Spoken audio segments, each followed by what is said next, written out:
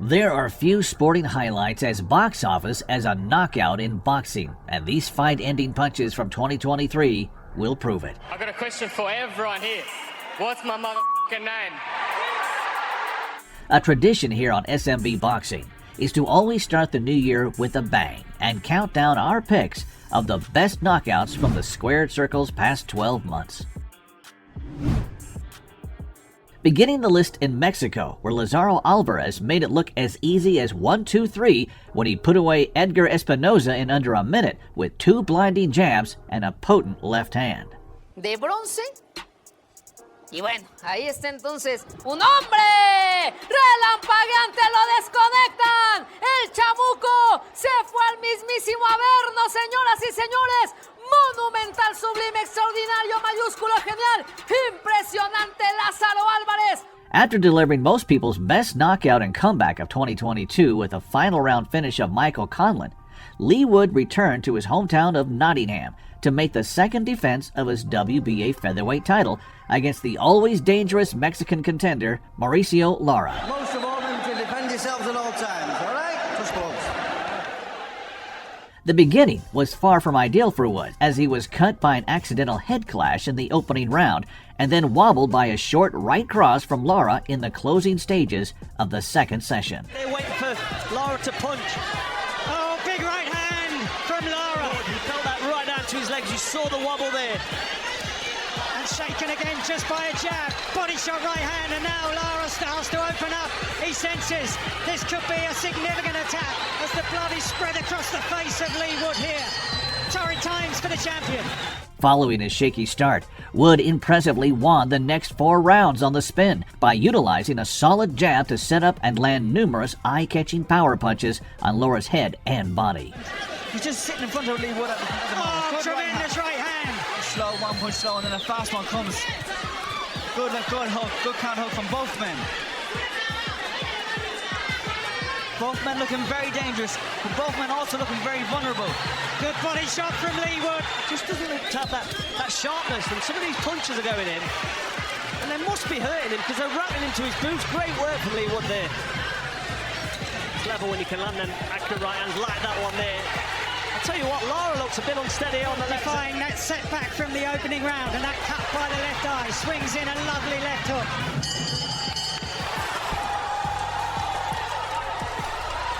Late in the 7th round, Wood was still clearly in the ascendancy, but during an exchange of left hooks, Lara cracked the defending champion flush on the chin and dumped him heavily on the canvas. Good work from Leigh Wood though. Well timed, but... That was simultaneously landing left hooks, and down Wood goes. The danger very much still there. Dying seconds at the 7th round.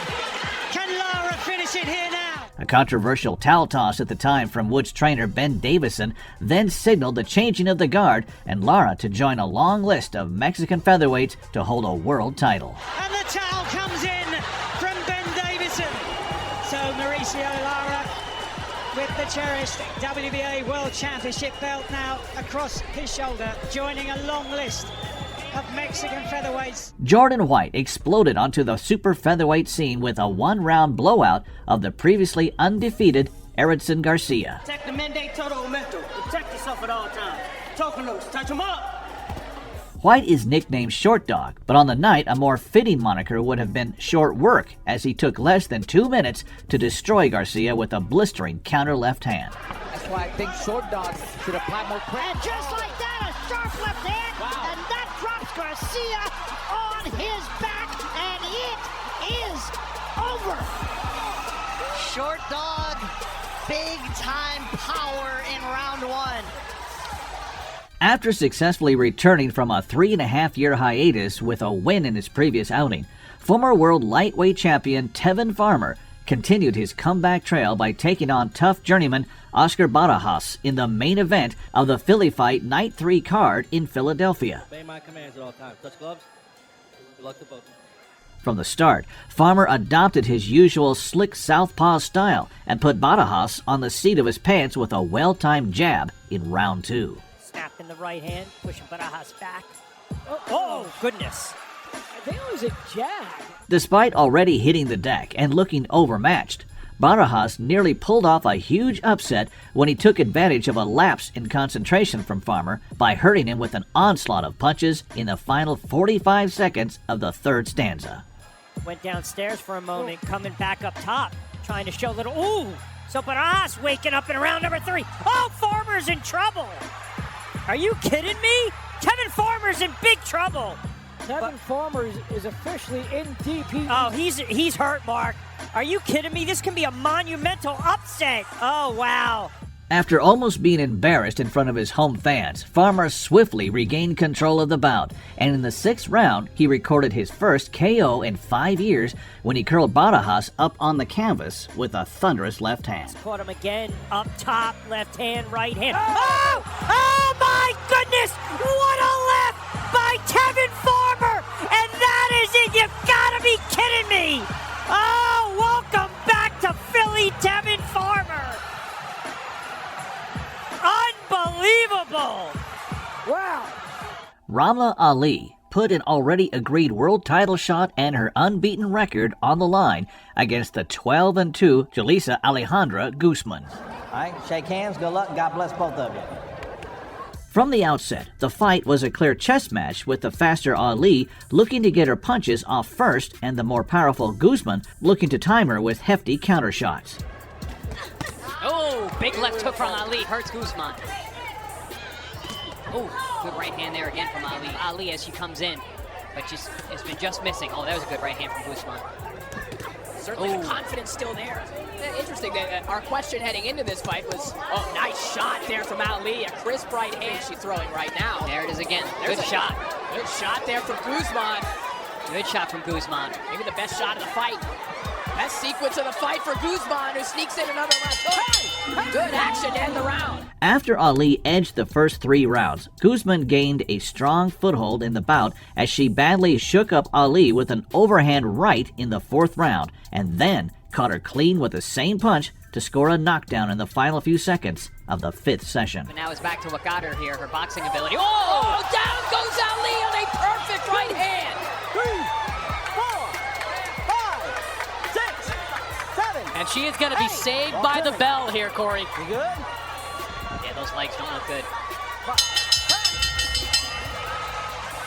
Following the knockdown, the fight became hotly contested, but Guzman's better timing and power in the exchanges proved to be the key factor in its stunning outcome. Hands up until the last round, where she landed some big left hooks that shook Ali. Oh, down goes Ali, and she is out. 4, 5, 6, 7, 8, 9, 10. That's it. A knockout victory for Alejandra Guzman. Wow.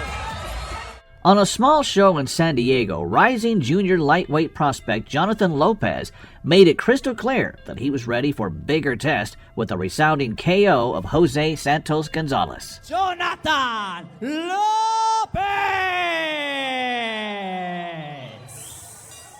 In Gonzalez's previous 34 outings to the ring, former world title holder Zolani Tete was the only man to have stopped him. However, while Tete needed 7 rounds to get the job done, Lopez required less than a minute to flatten the normally durable journeyman with a nasty left hook.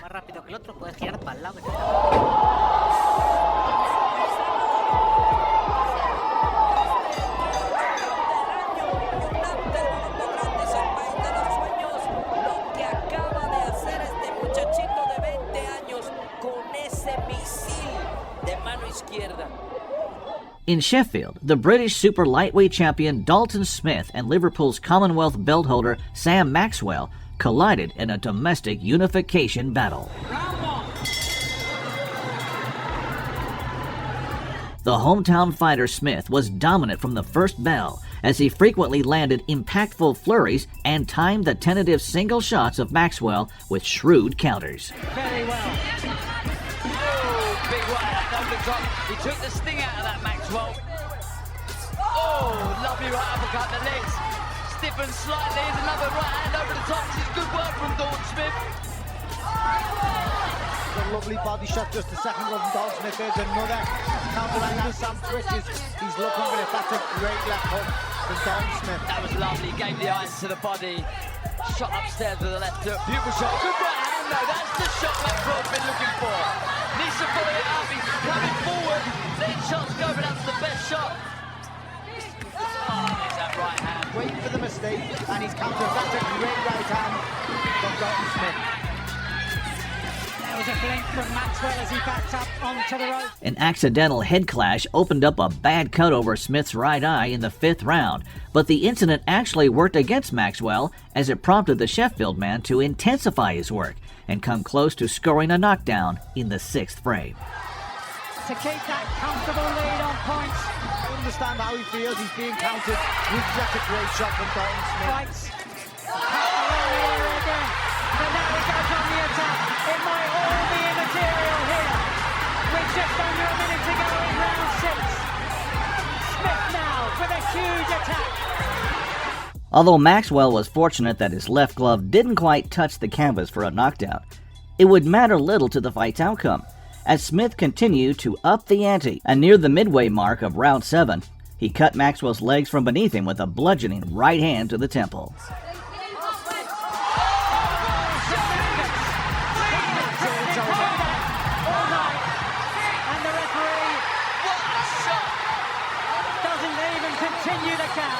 That was a savage shot from Dalton Smith. Without question, the fastest KO on this list came when featherweight prospect Jorge Chavez tackled journeyman Brian Perez on the undercard of Golden Boys and DAZN's Diaz Hesta event. 4-round battle between Jorge Chavez and Brian Perez. Inside 30 seconds of the contest, Chavez froze Perez with a gigantic overhand right and then followed up with a left hook that sent the journeyman down in a statue-like motion. Another left hook there from Chavez. There it is, and down he goes. A big 1-2 from Chavez. Perez is down, and it's over. What a statement from Jorge Chavez as he came in with a 1-2 piece. We've said this. Yeah, you win, but it's how you win. Jorge Chavez looking impressive tonight. The vacant British super welterweight title was at stake when Samuel Antwi and Mason Cartwright squared off in Bolton. Most of all, protect yourself at all times. Go, boys. Both fighters came fast out of the blocks, with Antwi effectively using his longer reach and loose style to land accurate whipping shots at range, and Cartwright having his best moments with combinations at close quarters. Closing seconds then of an exciting opening round. Left hand there from Antwi. Cartwright was rocked. Antwi piling on the pressure. And at the moment, Antwi can't miss with that right hook to the body. Looking for that right hand, Antwi, and again the right to the body and right to the head. He's finished the second round as well as he did the first. From Antwi with left hand there from Cartwright. But again, Antwi responding so well. Tough round. Oh, uppercut there from Cartwright, found a way through. But then Antwi firing back off the rope. Great action here. Right hand there from Cartwright. Another great clean shot from Antwi. Uppercut there from Cartwright, and again, but Antwi with a great response. Landing clean shots and a huge left hook there, and Cartwright looks unsteady. But with it, he's kept Cartwright quiet, doesn't he, for the most part as well. Antwi with a huge right hand there to the head of Cartwright. Antwi effective off the ropes here now. Oh, good uppercut there from Cartwright. He's looked a little shaky. Great left hook there from Antwi, but he soon bounces back, Cartwright. He doesn't need to. This is good. Huge hooks from Antwi again.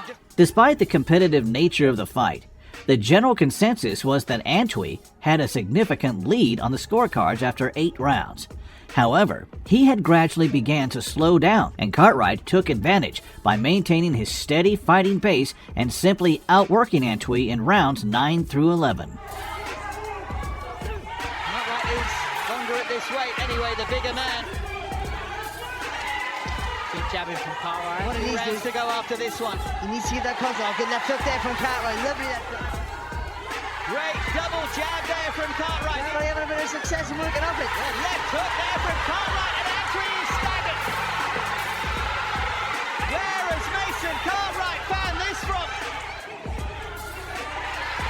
work again there from Cartwright. There's the left hook that George was talking about, right on cue. Lovely work there from Cartwright. Might find the winning punch. Big right hand from Antwi, and then the left hook from Cartwright. Coming into the 12th and final round, the closeness of the fight prompted both men to try to finish it strongly. Could still be all to play for in this 12th and final round. However, with 45 seconds left on the clock, Antwi ultimately made the scorecards irrelevant when he stopped Cartwright in his tracks with a pulverizing right hand and then wrapped things up with 2 more crushing blows. Good work there off the ropes. Huge right hand there from Antwi, and left hook, and Antwi stops him dramatically. Huge shot to win the title, and Mason Cartwright is down. So Samuel Antwi is the British champion. What a night for him. What a night of boxing we've had as well. In Dubai, Liverpool's Jazza Dickens had a seemingly routine second defense of his IBO featherweight belt on his hands against the lowly ranked Argentine contender Hector Sosa. Protect yourself at all times, touch gloves. In the first real exchange of the fight, Dickens scored a slightly lucky knockdown when he landed a left hand on Sosa's forearm as he slipped down to the canvas. If a punch lands in the target area and it causes you to fall on the floor, it's a knockdown. That's the rules, unfortunately, for Sosa tonight. From there, Dickens got into a nice rhythm and seized control of the bout as he repeatedly punished the wild swings of Sosa with pinpoint counters. Oh, nice uppercut. Very good uppercut. One thing I'll say about Jazzy, he has a lot of tricks. Yeah. Oh, good shots there. Body as well. Yeah. Sosa has been trying to work that early. Nice. Very nice uppercut. Very nice uppercut from Jazzy there. Like, it's coming from the left, what you're saying, so he's come in and try big and caught with that uppercut. Beautiful work from Jazzy. I think a little bit. But Jazzy is letting him miss and making him pay. Warren, get the points and go. Jazz is great at that uppercut. It's such a screw uppercut. It's very nice. Oh, very nice uppercut. Class. And then moves forward. By the 8th round, the pace of the fight noticeably began to drop, and Sosa, who had been regularly slipping on the canvas due to a problem with his boots, began to plant his feet and land decent shots on Dickens more often.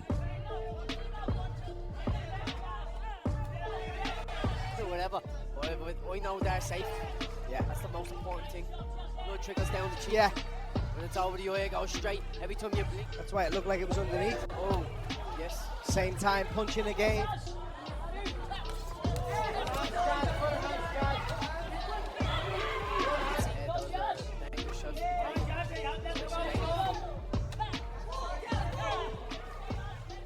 At the end of the 9th round, Dickens and his corner were heard agreeing that the best way to now fight Sosa was to try to push him onto the back foot rather than counter him. You can feel him tiring, can't you? Pushing him back, it's easier, Pete. He's pushing him back, it's easier, yeah.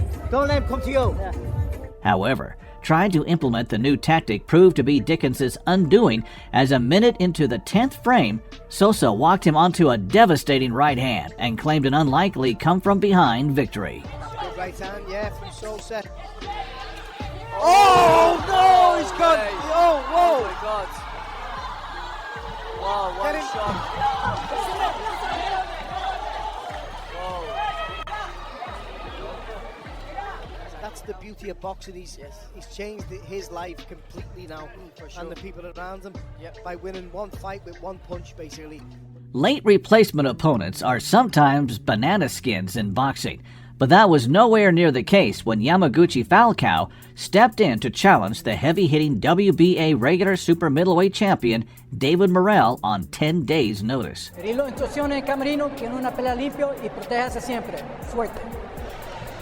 In the chief support bout of Showtime's massive Davis Garcia event, Morrell came out firing on all cylinders from the opening bell and landed a stiff right hand that sent Falcao flying back against the ropes for a scored knockdown. And he's crumbling, stumbling. He's still on his feet, but not for long. The ropes held him up. He goes down for the second time in his career. With Falcao hurt and clearly already there for the taking, Morrell wasted little time in putting the overmatched Brazilian out of his misery as he toppled him face first to the canvas with a vicious right hook. How much more is this one going to last? Good night. It's over. David Morrell with a scintillating KO in his Las Vegas debut. 25 years old. 9-0 with 8 KOs. Sticking with late substitutes on just a week's notice, George Ashe moved up a division to face the WBO's number 4 welterweight contender, Alexis Rocha, who was pretty much a stone's throw away from fighting for the title. Listen to my commands. Touch him up. Touch him up, then. Okay. After the first few exchanges in the fight, Rocha realized that Ashe didn't carry much power at the higher weight class and walked the late substitute down before introducing him to the canvas with a thumping right hook in the 3rd round. Believes that a stoppage could be imminent because, again, oh my goodness, what a right hook! Maybe that's why he was so stationary. He was setting up that right hook right there. Ashe got up and proved to be very game, but Rocha repeatedly got on the inside and dominated the fight with stinging flurries of punches to the head and body. There we go. See, Rocha's digging downstairs now.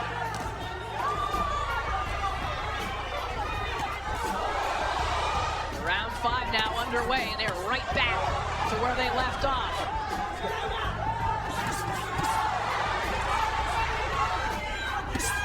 Hard right hook connects there from Rocha. I would love to have seen Rocha double up on that right hook.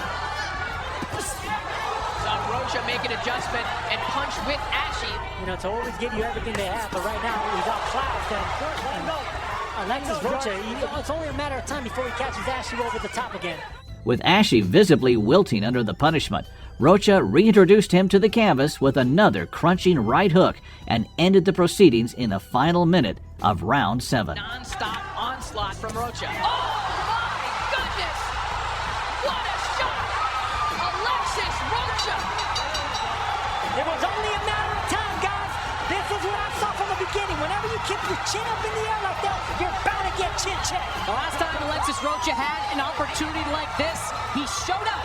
In the first of 3 visits to Australia, the face of boxing down under Tim Tszyu needed to get past world-ranked Mexican contender Carlos Ocampo to retain his WBO interim super welterweight title and his mandatory position for an undisputed showdown against American Jermell Charlo. We begin round number 1, the undefeated Tim Tszyu against Carlos Ocampo. Tszyu started uncharacteristically fast as he rattled Ocampo with several punches before sending him down on all fours with a sharp straight right hand near the 1-minute mark of the opening round. My goodness, what a start by Tszyu! Down goes Ocampo with the laser right hand!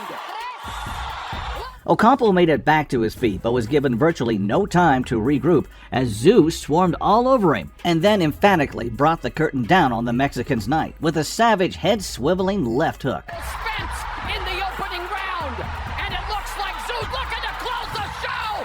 Mamma mia! Lights, camera, knockout! What a statement made by Tim Tszyu! It was old school versus new school when Cuban junior middleweights Yoenis Tejas and Livian Navarro fought for bragging rights on the Paul August undercard in Florida. Good luck. All right, some Cuba versus Cuba violence in Florida. After a competitive start to the bout, Tejas made significant headway in the 3rd round when he sent his 9-year-older countryman Navarro down to his knees with a succession of thudding right hands. Are they Canadian? Oh, there's a counter right from Tejas. Left post Navarro. He may be ready to go, and he's down. Navarro seeing stars. Is he going to make it up?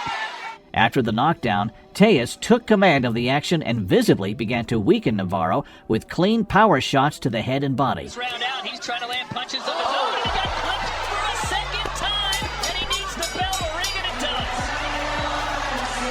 does. Several times, Navarro looked close to being stopped, but he had no quit in him and would fire just enough punches back to keep Tejas honest. Tejas got a lot of power. Well, I thought you were about to say something about the actual fight, so I was hanging on every word there, and then you dropped learn English. But it's non-stop pressure, so I think it hurt. It was a bit hurt there as well. Oh, you can see Navarro playing deep offense there. He's trying to shake those cobwebs out.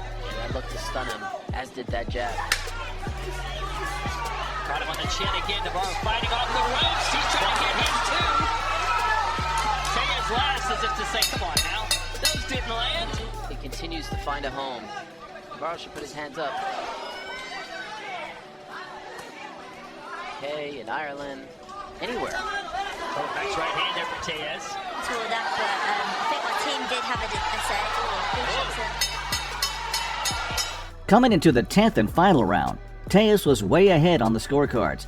But rather than resting on his laurels, he continued to throw power shots, and with 80 seconds of the fight remaining, the gamble paid off, as the younger Cuban used a break from a clinch to pave the way for a home run left hand on Navarro's jaw. Belt line from Ioannis.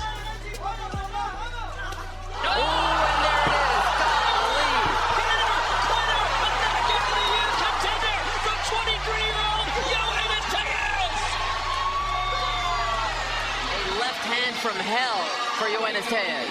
Wow, what a shot. Out of nowhere that was. Taking the countdown back to Mexico, where Eduardo Sugar Nunez extended his impressive 100% KO rate to a 24th win with a not-so-sweet dispatching of the previously unbeaten Martin Seca.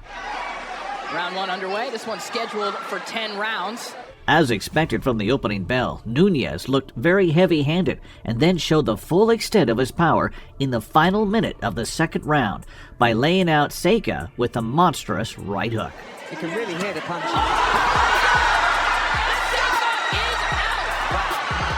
sugar-sweet knockout for Eduardo Nunez.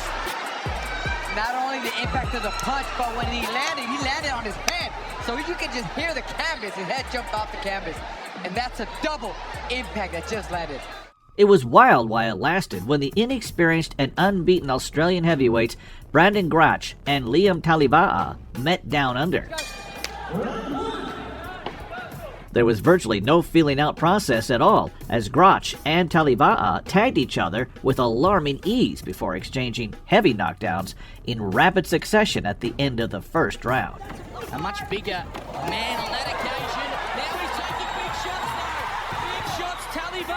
And now we get to see what the bull Brandon Grach is made of, because he's a banger, is Taliba'a, and he will go for the kill. Big shots, counter shot. That is a monster shot. Grach sends him down. I got excited, I'm sorry. You may do it again, because they meet in the middle, and we've just seen the round of the year in Australian boxing. Following the chaotic opening frame, there was barely time for the audience to catch their breath, as just moments into the second session, Grach, who is nicknamed the Bull, unleashed a huge left hook that would have knocked out a bull. And it's Grach who stalks. Oh, and it sends him down and out. It is over. That is a monster shot. And in the same fight, we've seen the round of the year and the knockout of the year in Australian boxing. Oh, shit. I gotta say that. I'm sorry. Sue me. Find me. Oh, shit. In one of the most anticipated fights of the year, American knockout artist Gervonta Davis and Ryan Garcia put their O's up for grabs and met at a catch weight of 136 pounds in Las Vegas. Protect yourselves at all times. Listen to my commands. Touch them up. Back to corner, gentlemen. After a quiet feeling out opener, the fight caught fire in round 2 when Garcia landed a decent spurt of punches against the ropes and then relentlessly pressured Davis in an attempt to connect with something stronger. Along the ropes. Now, one thing Garcia's good at is cutting off the ring. A more aggressive second round for Garcia. They say that Garcia had to take advantage of Davis's slow starts with that left hook. But what a shot! What a missile strike by Davis! Just like that, Gervonta Davis drops Ryan Garcia. To his credit, Garcia recovered quickly from being put down on the canvas for only the second time in his career, and Davis was only able to clip him with another single left hand before round 2 came to a close. High drama in Sin City after a slow start in round 1. From round 3, the fight returned to a measured pace, which suited Davis better as he used his superior ring IQ to frustrate Garcia and deliver the more effective punches. Good job of feinting by Davis and able to pull counter like Floyd Mayweather Jr. However, as both men possessed quick and powerful hands, there was a sense that one punch could end the contest at any moment. Davis comes in. Whether it'll land, we don't know. Jab from Davis. But a contract weight of 136 pounds. Lead left hand of the breadbasket. Scores for Davis. Mark left, and there it is. High ring IQ. Has been in the gym since he was a child. And of course, if you're Ryan Garcia, you still believe that your power can make a difference in this fight. There's that left hook that landed. That one just missed, but Garcia shows up as Davis lands a left, goes to the body. Under a minute left in the 5th. Remember, there's a right hand that caught Davis. Another right hand, and Garcia with his best moments of the fight. Yeah, and you know, those right hands Garcia landed were good ones. 45 seconds left. Straight left hand lands for Davis. After building up a firm lead at the midway point of the bout, Davis caught Garcia with a liver-quivering left hook, which sent the Californian down in a delayed reaction and closed the show in the 7th round. He's been able to get in. Another left hook and a right hand by Garcia. And now, Garcia forced to take a knee.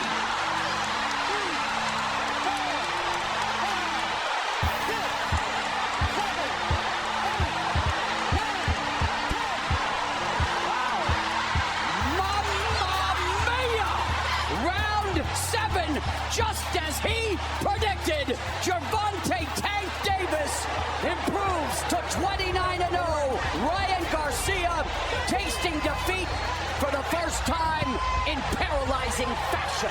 After seeing an eagerly anticipated rematch against Dillian Whyte fall apart 2 weeks out due to Whyte failing a drug test, former 2-time heavyweight champion Anthony Joshua needed to deal with stand-in opponent Robert Helenius in a convincing manner on home soil to keep the door open for potential super fights with Tyson Fury and Deontay Wilder. Defend yourselves at all time. Don't blast touch gloves.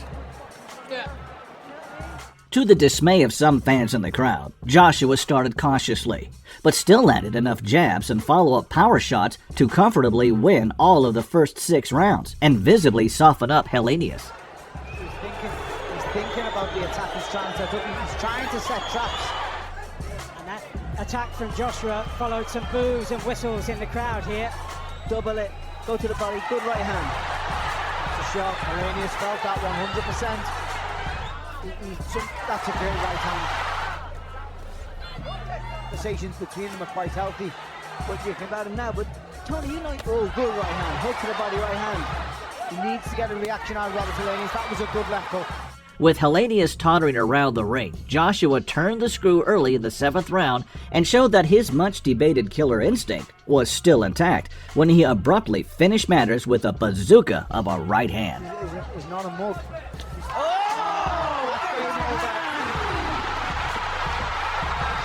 Just as he said, he was struggling to find the range. I told you. He lands the conclusive right hand, and in an instant, it's all over.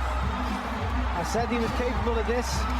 After suffering back-to-back stoppage defeats, 12-2, Mark Sleeves was looking to return to winning ways by stepping back in competition to face capable gatekeeper Shamil Ramanouj. Ramanouj from the red corner in the southpaw stance against Mark Sleeve from the orthodox stance. The first 4 rounds were quite tentative, with Sleeves looking like the better fighter technically and mixing up his attacks well, while Ramanouj, as advertised, appeared like a tough nut to crack and largely relied on a left hand to the body to do damage. I think he's hurt him with a body shot. He's hurt him with a body shot. I think you're right too. He's hurt him with a body shot. Oh, and again, another body shot there from Manouj. Whack the body, wouldn't it? Ooh, good right. That's very good right there. Good. Back with that left, but right hand, which is there it goes, and again, good combinations right there again. Oh, good countering left hand there from Manouj. He needs to get behind it and use that punch. Oh, very good hook right there by Sleeves. Amazing. Yep. Maybe he's a little cautious. Oh, there's that body shot again. You can see the transition. There you go. Got him in the corner, working the body, but Anuj gets out. In the 5th round, Sleeves really stepped on the gas and hurt Ramanuj for the first time in the fight with an attack that finished with a big left hook. Yep. Oh, he's hurting with that left hook there. He did. Very good left hook. His legs are still wobbly. Yeah, had him on the ropes and he gets him on the ropes again. Get on him. You got to get on him now. After finally figuring out a way to trouble Ramanuj, Sleeves kept up the pressure and slumped the Fijian against the ropes with a Hail Mary left hook in the final 45 seconds of the 5th frame. Oh! Yeah, he got it. Wow, he's asleep. You know what, Bill? He's asleep. Bill, you were right. He is celebrating already. That's over. That is a vicious shot that has ended this fight, and Mark Sleeves is back. Wow, what a statement. What a knockout. Wow. Off the back of scoring one of the upsets of 2022 against Jason Rosario, Brian Mendoza quite literally faced a tall order in the form of the unbeaten 6'5" towering inferno, Sebastian Fundora. It's good here. If you want to touch gloves, do it now. God bless.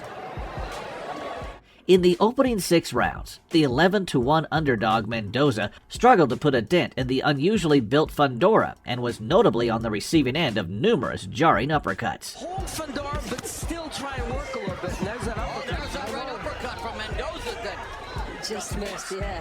Offense right there by grabbing on him. And there's a left uppercut by Fundora. Ooh, body shot by Fundora. Left uppercut to the body by Fundora. His moments, but you know, it's those opportunities that he gets right there. Yeah. He decides to hold on. Newcomer to 154. And 15 of his 21 wins inside the distance for Fundora. 13 of his 20 victories have come via form of knockout. And there's a left hand that lands upstairs for Fundora. Uppercuts now on the inside by Fundora. And inside in Fundora at the range he wants to be. And again, Mendoza was trying to do, well, there it is. He was trying to do what he did to stop his attack as he getting really close for it to make them smother his punches. Series of left hands by Fundora, uppercut, jolting the ground. Mendoza outthrowing Mendoza. Leads right hand. Mendoza pays for it though. Double left uppercut on the inside. Right uppercut. Bleeding and clearly behind on the scorecards, Mendoza improbably caught lightning in a bottle early in the 7th round when he sent the towering inferno up in smoke with a series of meaty punches. Now he's trying to...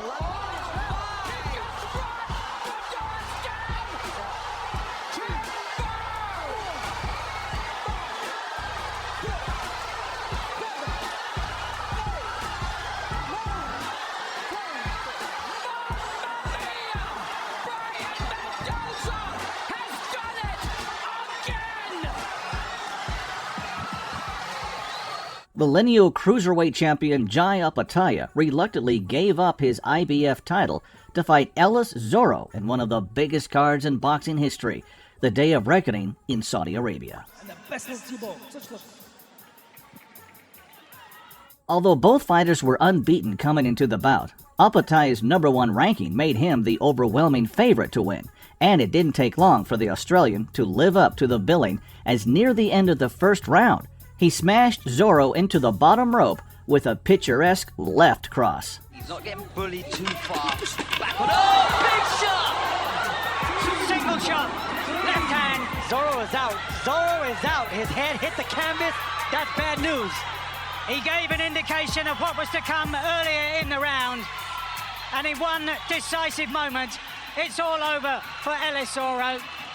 In Monaco, South Africa's only reigning world champion, Sivanati Nanshinga, looked to put on a show in the second defense of his IBF light flyweight title against the battle-hardened Mexican Adrian Curio. Protect yourself all times. Touch gloves. Good luck, guys. From the get-go, Curio forced the pace of the fight and landed some decent body shots at close quarters. However, Nanshinga appeared very composed under the Mexican's pressure and had his fair share of success with several slick counters. Come inside the distance, although noticeably the last 3 have all gone 12 ways. 9 stoppages. Can't do. Very good. No 50 cents. Curio is rough, he's rugged, he's in your face, the accuracy. will get counters, so he has to be switched on. Good attack, good turn. Curiel's aggressive start to the bout was no surprise to anyone familiar with his career, but with just 4 KOs in his 27 previous outings, virtually no one expected the Mexican to have enough firepower to stop the unbeaten Nachinga. A minute and what can be only described as a punch of a lifetime later, Nachinga was flat out under the bottom rope and Curiel was the new champion. Like this from Curiel, though. Tremendous right hand from Edwin Curiel. He timed it as Nachinga was making his way around the ring, and the referee has waved it off long before completing the count. And Adrian Curiel, at the age of 24, becomes Mexico's latest world champion in the most sensational fashion. Unbelievable. Opening up DAZN's Edwards Rodriguez broadcast, the unbeaten and highly regarded Olympian Peter McGrail faced his first acid test against the still ambitious 16-1 Detroit native Jericho O'Quinn. So here we go. Rico O'Quinn in the red, Peter McGrail in the blue. The first 4 rounds could hardly have gone any better for McGrail as he bamboozled O'Quinn with nimble in and out raids and dropped him twice. And then that left hand to the body. And a good right hook there from McGrail. Pressure there from McGrail. 8-28. Down he goes! You could almost call that a trip, but not a knockdown. That wasn't a knockdown. That was absolutely a trip. Right hook is just there. Yeah, but it's responsible pressure. If you notice how his head, it goes up and down. He uses his feet to step back and come in, but the upper body movement on the inside. Knockdown. That's a good shot right there by O'Quinn. See, but the quick hands of McGrail won't let. And you can see McGrail punches off of instinct. It's reaction. As a boxer, he's been a... As you say that, down goes O'Quinn again! And maybe on a different level as a puncher. That was a straight left hand when he's on the front foot. Look at the beautiful combination by McGrail there. Wow. Nice flurry there from McGrail. At the end of the 4th round, O'Quinn's trainer Chad Jaquillard did not complicate matters and simply told him to go and turn it up on McGrail. We don't have to try. We just got to go. You hear me?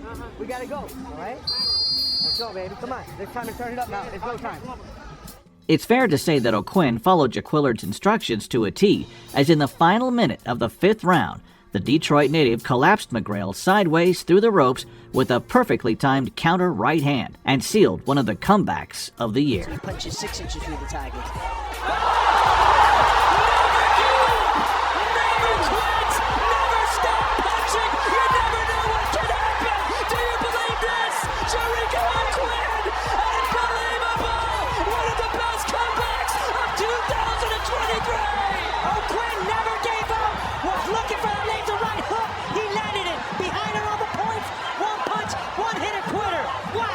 After spending a decade fighting in the featherweight division, former world champion Mark Magsayo was looking to make a statement in his debut outing at the super featherweight limit against Mexican southpaw Isaac Avelar.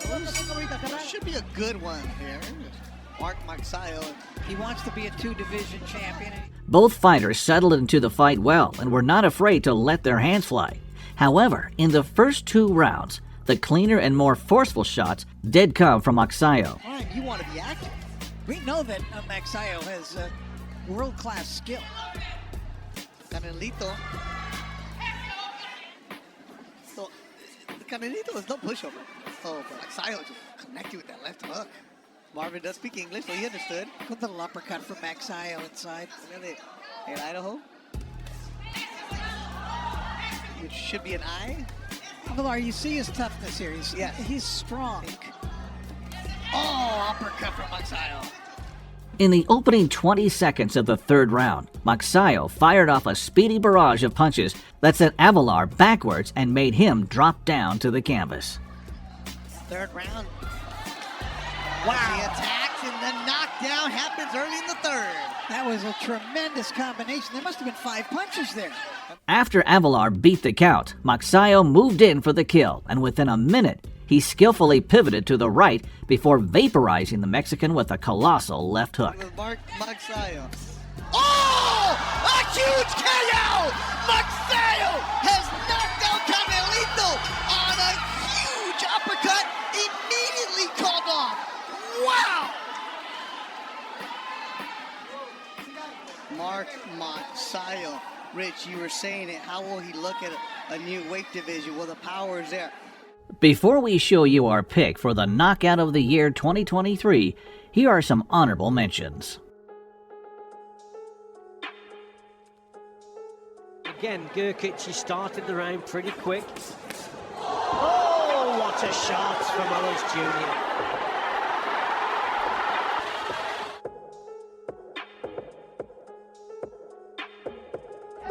Like you're cut from a different breed, and he dropped them.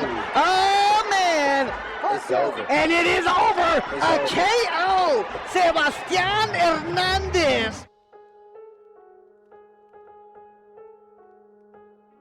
It's safe to say that hardly anyone thought that Chris Colbert did enough to beat Jose Valenzuela on points in a 10-round lightweight clash back in April of 2023, not least Valenzuela himself. You are so loser. You lost. You lost. I beat him, bro. I beat him. Who you think won? I did what I could, man. I felt like I won. I landed the hardest shots. I landed the body shots. I landed all the shots. I dropped them. I dominated. But, you know, it is what it is. I guess this boxing. I feel like I put it on him, bro. I put it on right, and not once felt threatened in there. I was having fun. I let him, you know, how to do his thing, but, man, I was in full control the whole time. To answer your question, it's a terrible decision. Thank you. Thank you. I respect you. All right. I think it was a terrible decision. Yeah. Bad decisions cost another young fighter, and it makes me sick to my stomach. 7 months later, the stakes were a lot higher when Colbert and Valenzuela met again in a much-needed rematch that also served as a final eliminator for the WBA lightweight title. Protect yourself at all times. Touch gloves now. Good luck to you both. Strikingly similar to their controversial first bout, Valenzuela started like a house on fire as he scored a knockdown and had Colbert in serious trouble for the majority of the first round.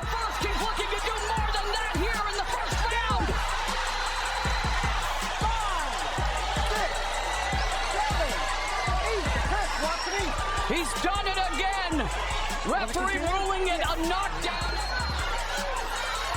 Valenzuela looking to microwave Chris Colbert here. Not even at the midway point of the opening round. Oh, but Valenzuela sitting down on these shots, and really, he has hurt Chris Colbert. Colbert trying to survive on instinct and will. Dominant round by Valenzuela.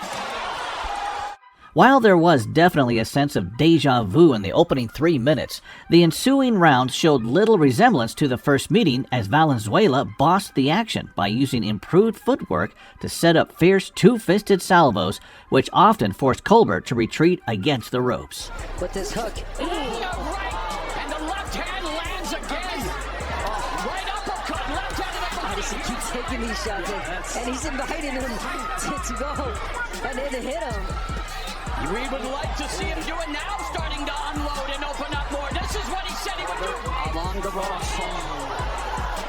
There's that overhand left. There's a jab, nice jab. And the left, and now again, sitting down on the body to Colbert. All right, he's trying to get in those headshots.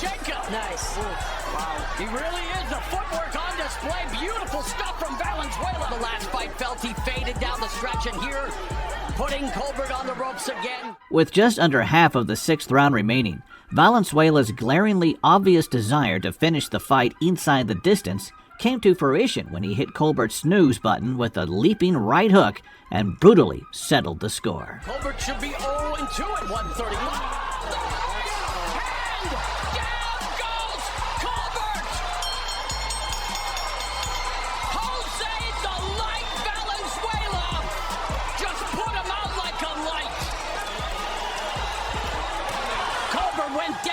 Confetti, and Valenzuela celebrates his 13th victory and 9th via devastating. Please don't forget to subscribe, hit the bell, and comment your thoughts about this.